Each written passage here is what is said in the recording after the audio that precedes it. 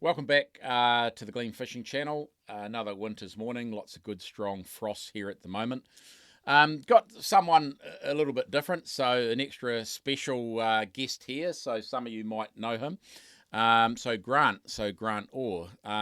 Grant and I, we've probably fished alongside for quite a few years, probably back in the early days with dredging and that we were, we're oystering together and we were scalloping together. So what we thought is we might talk a little bit about, that taboo topic, dredging for scallops and oysters. But at the end of the day, it's an effective method for catching scallops and oysters and other shellfish, and probably my most favourite fishery, to be fair. But we'll talk about that more in depth shortly. So, Grant, welcome. And I know you actually don't want to be here, so you've said that several times, and I've caught you at a moment of weakness, which is bloody great.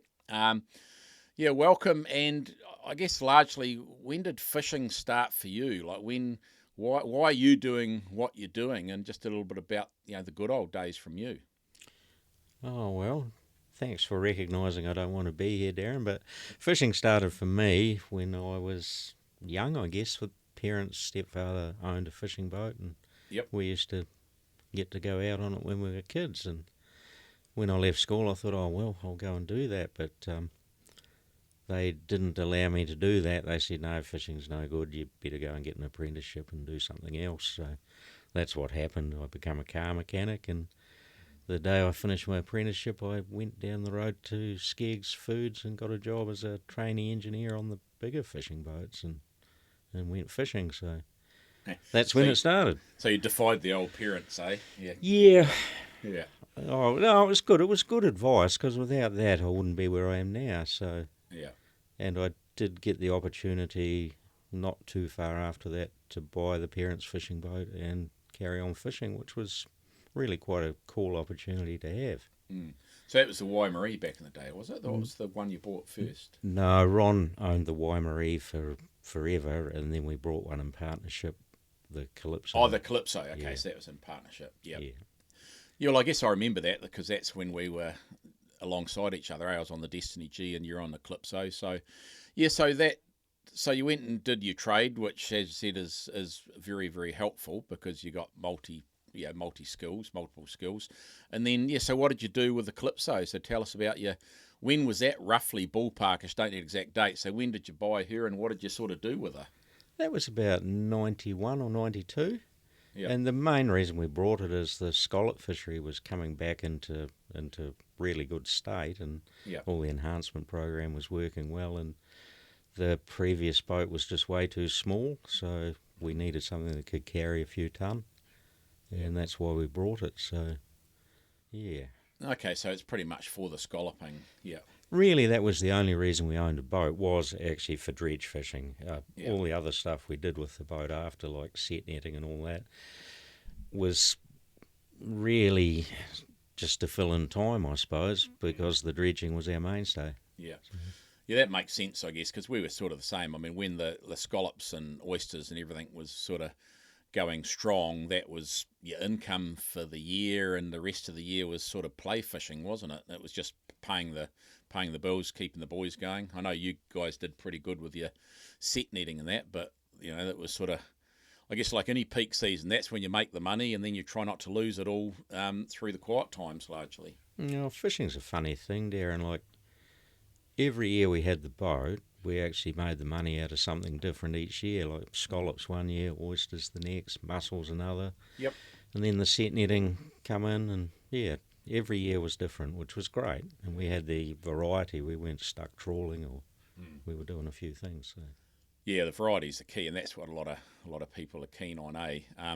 I did a bit of, talking about dredging, I did a bit of research. Now, dredging in Tasman Bay, Tasman and Golden Bay, and I guess the Sounds, I see the oyster fishery started in 1845, which is a bloody long time ago. And there was oysters and scallops and mussels were caught as a bycatch, and that largely went all the way through to scallops, oysters and mussels. I remember Chris and that son quite often in the early years, like early 1900s, there was like 100 boats out here, little boats, doing the dredging. And I guess largely, and I remember I was at school and we had fished them pretty hard, like particularly the scallop. So I remember with the oystering, and you'll remember this as well, you were long days. I remember I used to leave home in Richmond at sort of 4 in the morning and jump in, drive into Port Nelson, jump on the old friggin' Destiny, head out in the dark, and we'd do, I think we used to do about 20-minute tows. So for those that don't know, you have a steel dredge, one on each side of the boat. They're about, I think, 8 foot, weren't they, from memory? Some boats had 7 foot each, some had 8. You'd throw them down on the bottom and tow them along, trying to get your scallops, your oysters, or whatever. But I think we'd do about 20 tows a day oystering, roughly, and each tow for us on the Destiny was about 1 nautical mile, and you'd just sort of work a patch. But they were bloody long, cold days. You were scratching a bit like a chicken, a lot of dead shell and mud and bits and pieces if you got it wrong. And, we got to pick up some of the rubbish in the bay. And I think the best tow I had in the bay was, I think it was about half a bit. This is on the Destiny, and it was over by the old enhancement farm, which we'll talk about shortly. And you might remember when they put all the floats and that out, a few of the recreational craft would get caught up in it, like a navigational hazard. You probably saw a few of them over the years, didn't you? Oh, it was great fun, yeah. Yeah, and recreational scallop dredges, you get a lot of those. But I remember they pulled the farm out, and this is actually when we were mussling, like dredging for mussels out here, and went over into this farm that had recently been opened. And I think we had something like 2 bottles of whiskey, about 6 bottles of wine, and about 12 bottles of beer over a period of three tows. And I know you're looking at me like that. You think, what the hell are we talking about? But we were, dredging for the mussels, and you know what that's all about. Yeah, yep. And someone had obviously lost their picnic hamper or something, and I couldn't figure it out. And we were out there, muscling away. And I remember we're working amongst a couple of other boats. So I had to watch in the wheelhouse, watching where it was going. I remember coming out, and my crew were drunk. And I thought, what the what's up with you guys? Now sitting there and had a bottle of whiskey in each hand, and of course I'm scratching my head, and then I realised that we'd towed a heap of it up. So that was a good win. But yeah, so largely I guess that was dredging, and I guess the scallops went a bit quiet, and they closed the fishery in Tasman Bay. Was that about 1980 or something, wasn't it? Yeah, it would have been 1980 for 2 or 3 years. That's right. Yeah, it was 2 or 3 years, and they can't really remember that well. But yeah, I think it was early 80s, and they seeded the first patch with out. I think they called it the Mike Bull patch, didn't they? Out off the bluffs there was the first enhancement patch, basically, where they put the baby scallops. They caught the baby scallops on the ropes and everything, and then basically spread them out. And 3 years later, we caught them. So you'd remember those days, wouldn't you? Not so well. No, I was doing my apprenticeship then, but I remember the family going fishing for them in those days. So. Yeah, and they were pretty. I think the quota was about 30 wooden boxes per day, and I remember on this boat, like the Gleam was heavily involved, and I went out school holidays and the weekends, and the fishing was like to the neck chain. You're getting like a friggin' near a ton of tow, and you'd have your 30 wooden boxes, which what do you reckon 30 would be, ton and a half or something these days? Probably 3/4 of a ton, probably. They weren't that heavy, were they? Yeah, probably something like that. But we'd have that by about 9 o'clock. By 9 o'clock in the morning, and there was your sort of day's work done. There was some really, really stupid rules with all that, eh? Yeah. So you could have a wooden box that was just a nice rectangle box. I've got one at home actually in the shed, just for old time's sake. But then you could make these tools to actually expand them wide and bow the bottom out, but the rule was it had to be level at the top. That's right. And I mean, there was some strange looking things come off the boat. So there was a lot of round wooden boxes because you got paid on weight, obviously, so the more that fitted in, the better, eh? Yeah, I think you got paid on the meat weight out of the shell, and it was probably on a really good box would be 7 kilos of meat in a box or something like that. Yeah. On a really good one. Yeah, I remember we had on here, of course I was at school, and they had like cradles, so you could hold a box on an angle, and they'd soak them all night so that they would get soft, so that you could expand them. You put extra nails in the side of them so that you could sort of bow them without popping the boards off. They were good days. Well, they were. It was quite simple. It was a lovely, honest way to make a living back in those days. Yep. It was really quite good. Yep. No, it certainly was. It was. Now look, I enjoyed my time dredging. I know you and I spent a lot of time dredging alongside each other, and oystering initially, which was sort of a daylight to dark routine, and then scallops. Hopefully, you got your quota quickly, and you're done by lunchtime. A lot of times. I just did the maths on what you said before about 20 toes a day. The days were only 8 hours long, so you must have been a bit naughty. No, I don't recall being naughty. We were just quick and efficient. That's it. Quick and efficient. You're only allowed to work daylight. Yeah, daylight to dark. Yeah, we did. We're allergic to working at night time, so Absolutely. we definitely didn't do that. It's like, heck no. She was and it was an interesting gig. Like the Gleam did a lot of dredging out. They reckon that this boat's probably had more shellfish, scallops, and oysters and mussels over its deck than a lot of others, because it's been involved in it all through, I think, basically from the 60s. I think the Gleam was involved in shellfishing. But I guess so we started enhancing scallops, didn't we? So, and the thing with scallops, and, we address the elephant in the room. I know there's a lot of noise about dredging and, we're wrecking the seabed and all those sorts of things, and, ploughing up the seabed and all those sorts of accusations. But like anything, most of the bed that we're out here catching the shellfish on is mud or sand, and you're not dredging through coral and all these lovely pristine areas. And with a footprint of 24 feet, 2 8-foot dredges, the impact is minimum. But yeah, obviously there's been impacts. But for Tasman Bay and Golden Bay and the Sounds, they've been dredging since the 1840s, and the impact from what we saw, it's a bit like if you didn't sort of re-sow the grass every now and then. What we did see and start to see, I don't know about you, Grant, but with the rotation, because we farmed Tasman, Golden Bay and the Sounds, didn't we? We had areas. Had areas every 3 or 4 years. We'd go to a 3-year rotation. So we'd leave the paddocks for 3 or 4 years and then go in. But if you left them longer than that, I don't know what you think, but if you left them too long, it's like they would sour and the fish would begin to stunt. I mean, what are your thoughts on that? Yeah, didn't really have any thoughts on it. I thought it was just normal, but clearly it wasn't. Yeah, and the whole environment we were doing wasn't what you'd call normal. But yeah, I don't know what to say about that. Really, I think we've really gone backwards by not dredging. Yeah. So.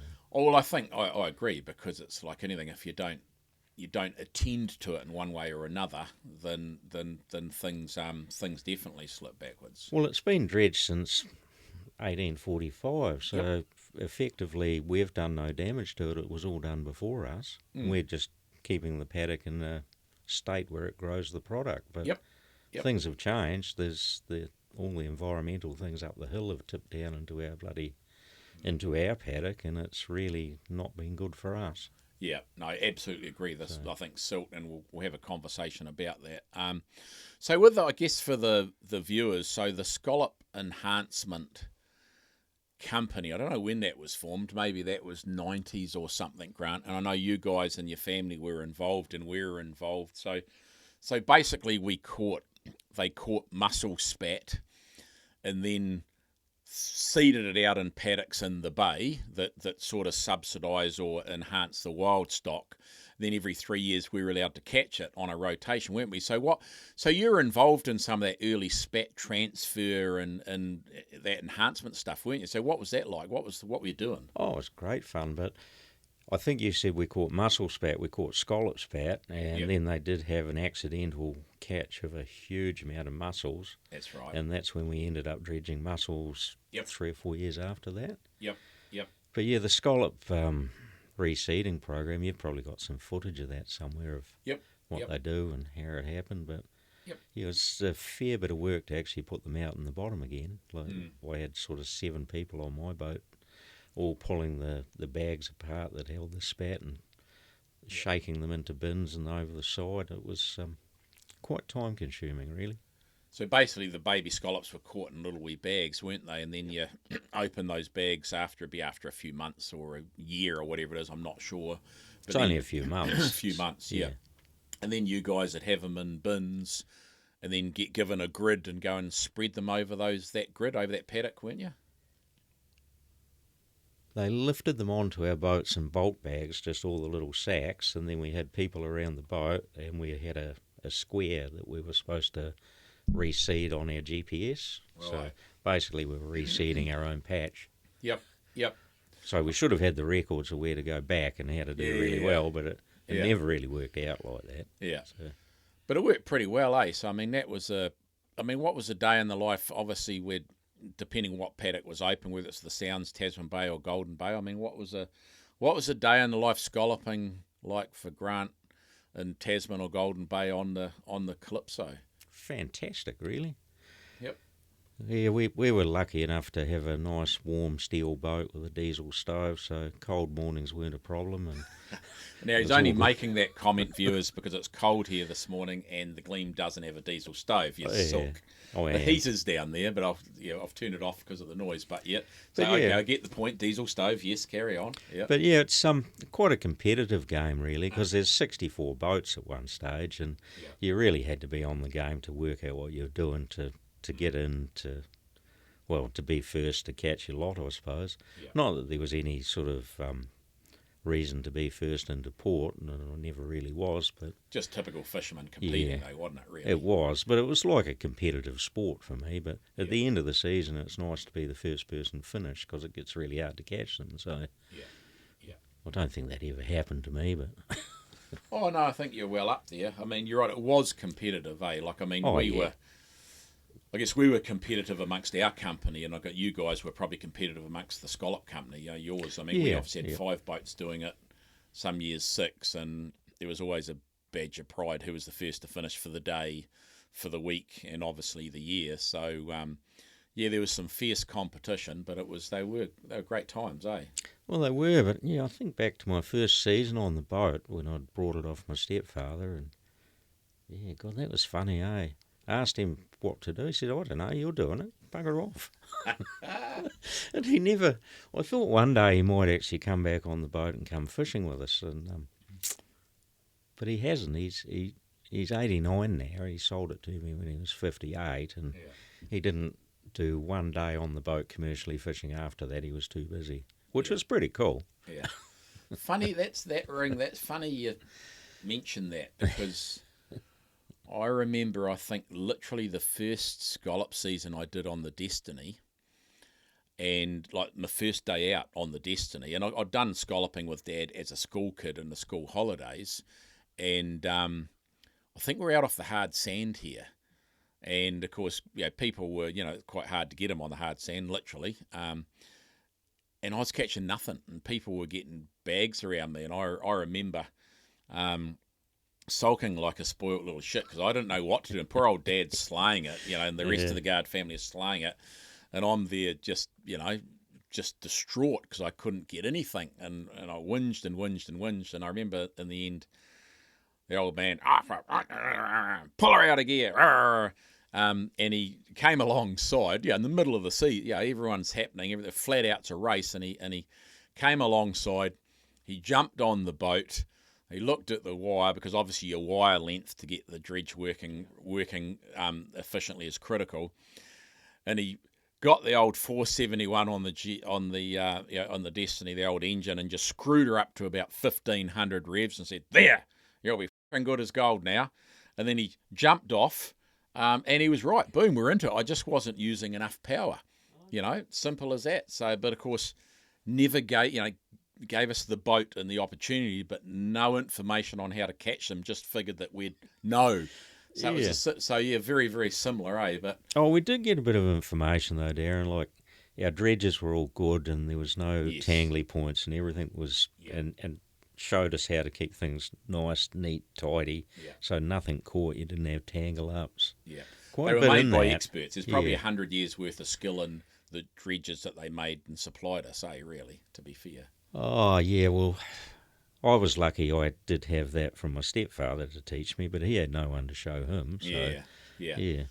Seems to be a little bit like that in some of these, the older stories, as sort of sink or swim, which is less ideal on a boat. But we got there in the end. I think we both did pretty well at the oystering and the scalloping. And well, looking back, I wouldn't mind another turn at it now, but the way things are going, you just...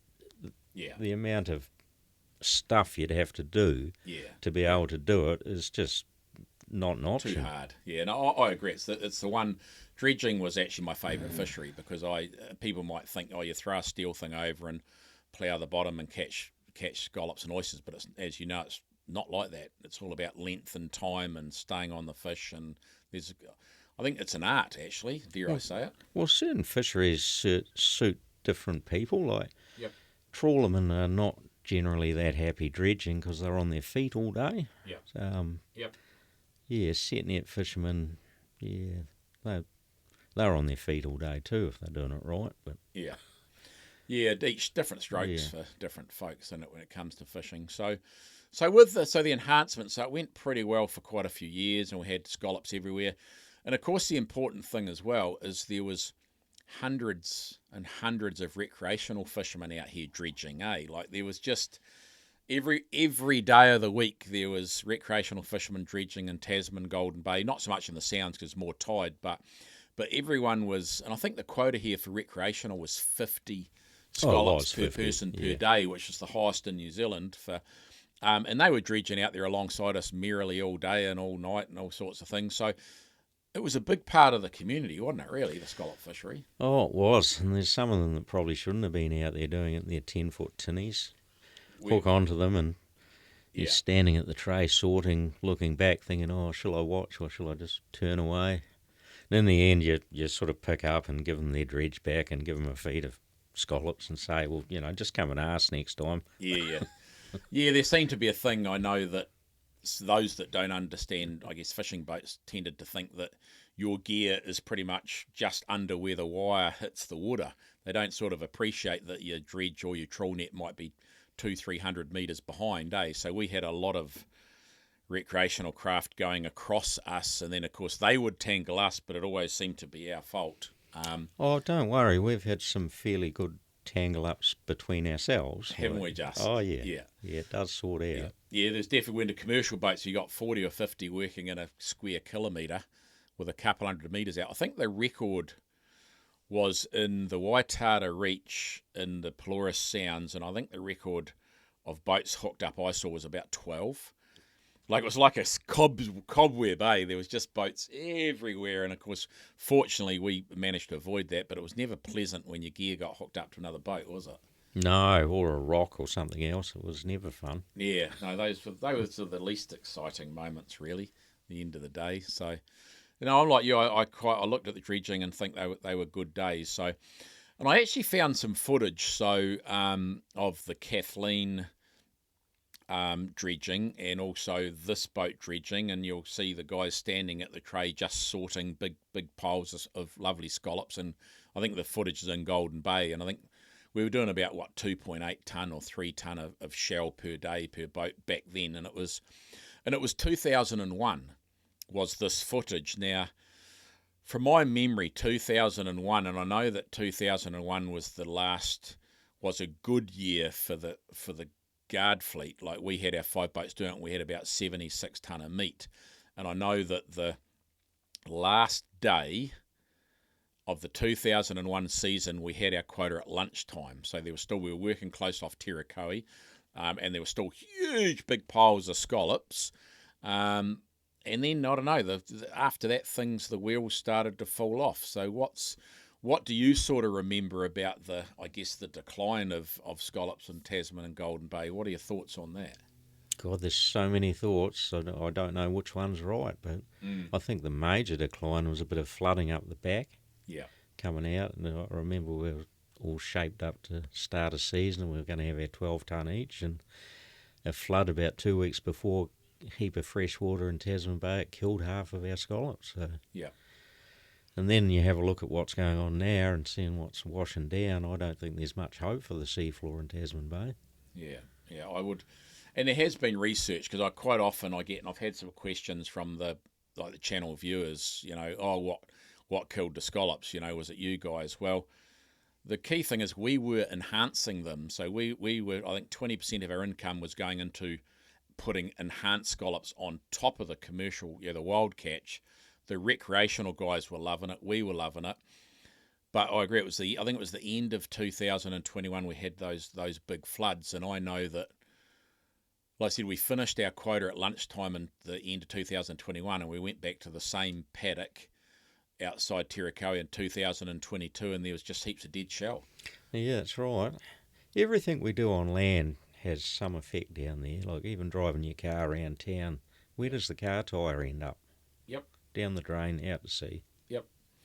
Yeah, no, I without a doubt. The other thing, I mean, you might remember, Grant, but in the early 90s when we were oystering, and we used to get rain closures. So I remember when that rain closure of biotoxin thing started, and they would have sensors in the Mott River, for example, and other rivers, and if too much fresh water was coming down, then you had to stop harvesting because, fresh water and toxins, they didn't want it going to shellfish. But I remembered in the 90s, and I'm not having a crack, but I'm not a scientist, but in the 80s and the 90s, we hadn't really started harvesting all the pine trees around the skyline in Tasman Bay. And I noticed over the sort of 5 or 10 years I was oystering, there seemed to be, as the first cut started, so you see big hectares of pine trees starting to disappear, but it seemed to be that the flood and the debris, our closures were getting longer and longer in the oyster fishery. Like I remember a big closure was like 2 days, and we were all grumpy. Shit, there's a lot of that much water coming down the rivers and crap that we've got to stop for 2 days. But then towards the end of the 90s, it was like 2 weeks. And so, I'm pretty sure that debris is coming off of those hills and down into the bay. And it was the same with the enhancement, like the guys that dived on the baby spat, the enhanced spat. I remember Mitch saying, they send divers down every year just to see how the babies are going, like because we're farming the scallops. And after 2001, 2002, the old divers could bury their arm up to their elbow in silt and mud on the seabed. So nothing's going to live on that, are they? Well, I wouldn't have thought so, no. It's so we're, it's a bit of a concern, but we'd still love to get out there and have a look, though, wouldn't we, really? Yeah, why don't we? Why don't we just crank it up and do some footage of dredging? Yeah, well, I've got a got a 7-foot dredge sitting in Dad's shed actually, and there's a few lying around. So the Gleam's actually still got her scallop or her dredging tray on the back.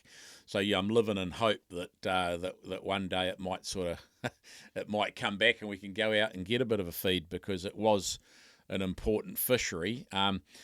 And the reality is, look, you're never going to have a successful commercial dive fishery. What's your thoughts on diving for scallops and oysters and mussels? Oh, no, I don't think I could do it. So I don't think I could do it either. I wouldn't get to the bottom, to be fair. But physically, you wouldn't be able to carry enough to actually make it worthwhile unless they were worth an absolute fortune. So. Yeah, unless they were like $10 a scallop or $100 a scallop, it wouldn't be commercially viable, would it? No. Just trying to think about what went wrong with the fishery, and it's not like it was really fantastic for years. Correct, yeah. Since 1845, it got the scallops and all the oysters as well. Yeah. But I mean, it's not until after the fact you realise that all these other things have some impact on it, is it? Like, while it was going really well, we didn't even think about it. So. No, we didn't, and it's not until, I guess, there's been further research, because I noticed it was about 5 years ago, there's that coral, the Coral Marine Reserve off of Separation Point. So for those that don't know, that's between Tasman and Golden Bay, and it's been closed to commercial fishing for 40 years, for recreational and commercial, to protect the coral. But they did put a camera down there about 5 years ago and found it's all dead, and it's just smothered in silt. So that's another, I guess, bit of evidence that tells us what's happened to shellfish in Tasman and Golden Bay. And that silt comes from somewhere. It doesn't come from the ocean, does it, unfortunately? No, it comes from up the hill somewhere. Yeah. So we love, for those viewers listening, Grant and I love talking about dredging. It's something that we're pretty passionate about in the day, and like all things, we reminisce like we're 18 and think we could still do it. Of course, we bloody couldn't. We'd probably pull a muscle and bugger our back the first time we touched a dredge, and struggle to pull the hydraulic levers to work the winch, to be honest. But we love reminiscing. So what's your role now? What are you doing now? So you're not fishing. You got out of fishing like I did. What's the day in the life for Grant like now? Yeah, it's a hard one to describe. We'll have a crack. Yeah, basically now I'm Marine Superintendent for Westfleet Fishing, so I sort of look after the maintenance of the fleet of 5 boats that they own. So Yep. responsible for anything and keeping them going at sea. So Yep. And that'd be a big job, so no doubt. I'm surprised the phone hasn't rung. Did you silence it? Because normally it's ringing every few minutes. Quite a busy role, isn't well, it? it's supposed to be a retirement job, but when I took the job on, but it turns out it wasn't my retirement he was talking about. Retirement job for someone. I like that. Perfect. Oh, no, it's Yeah. a pretty good job. It's a good place to work. The Yeah. boats are good. They're well maintained. And you're working with some pretty neat people. You've got a lot of experience, have. fishing experience and stories amongst your crowd, eh? Yeah, we've got a really good team. So Yeah. all the yeah. way through, Yeah. boats, skippers, the whole lot.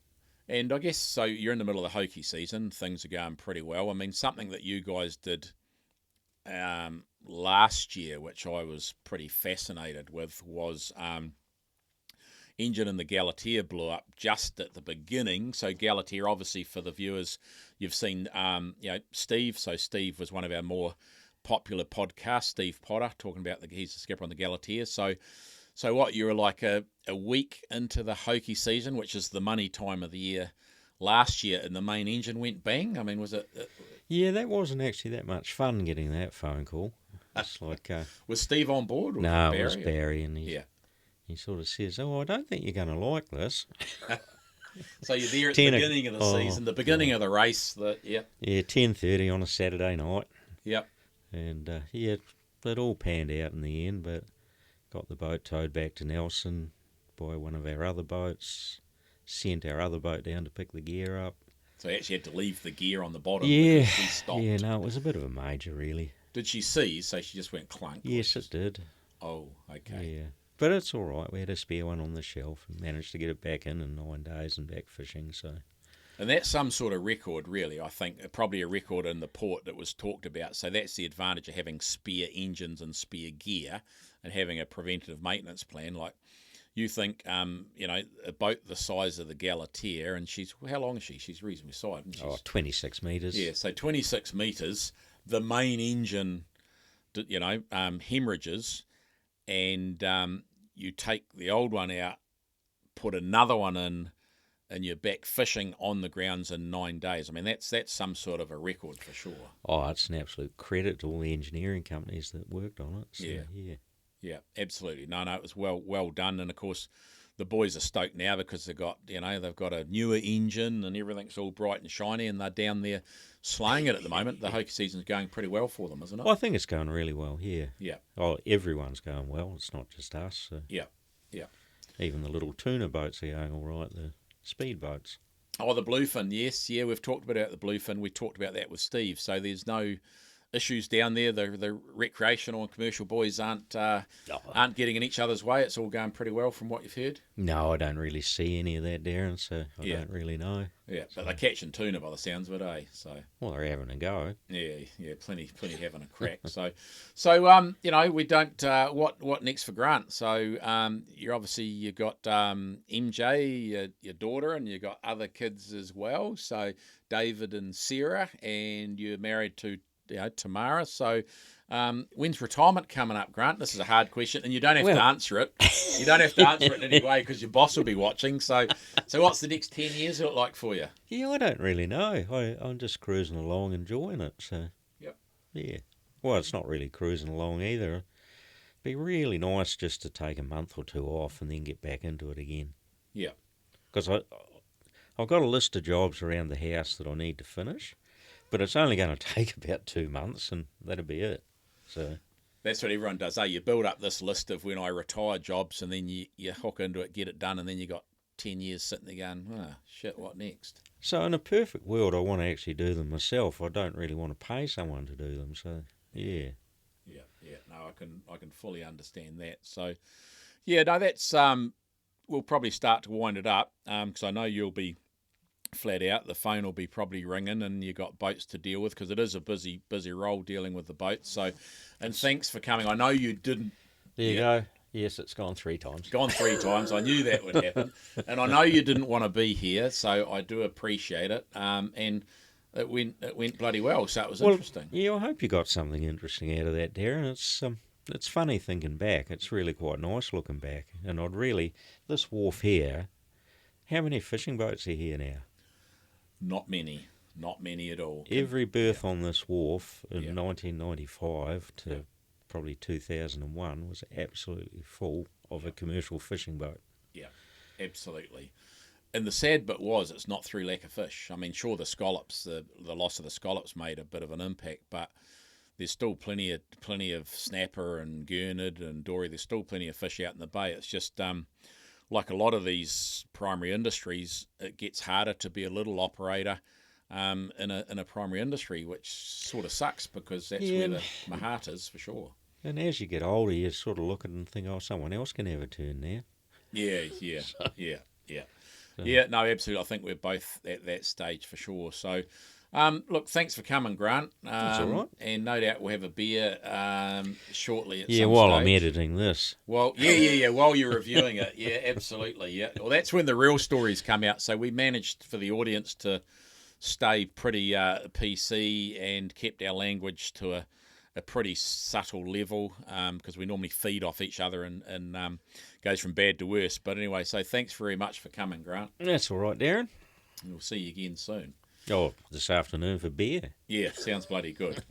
Rightio, viewers. So if you liked that, please subscribe so we can keep doing more of these. So that was Grant Orr. Thanks very much and see you next time.